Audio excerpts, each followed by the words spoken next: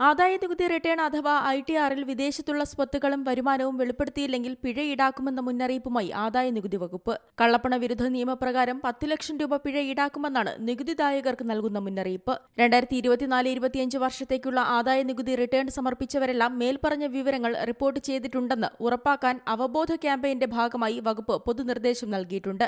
ITR ഷെഡ്യൂളിൽ ഇന്ത്യയിലെ നികുതിദായകരുടെ വിദേശ ആസ്തിയിൽ ബാങ്ക് അക്കൗണ്ടുകൾ, ക്യാഷ് വാല്യൂ ഇൻഷുറൻസ് കരാർ അല്ലെങ്കിൽ ആന്വിറ്റി കരാർ, ഏതെങ്കിലും സ്ഥാപനത്തിലോ ബിസിനസ്സിലോ ഉള്ള സാമ്പത്തിക താൽപര്യം, കസ്റ്റോഡിയൽ അക്കൗണ്ട്, ഇക്വിറ്റി ട്രസ്റ്റുകൾ, സ്ഥാവര സ്വത്ത്, ഡെറ്റ് പലിശ എന്നിവ ഉൾപ്പെടുത്തിയിട്ടുണ്ട്.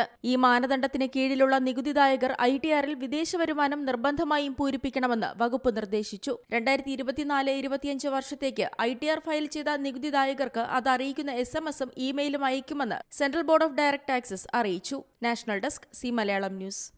പുതിയ വാർത്തകളും വിശേഷങ്ങളും ഇനി വിരൽ തുമ്പിൽ. എല്ലാ ഡിജിറ്റൽ പ്ലാറ്റ്ഫോമുകളിലും ഇപ്പോൾ സി മലയാളം ന്യൂസ് ലഭ്യം.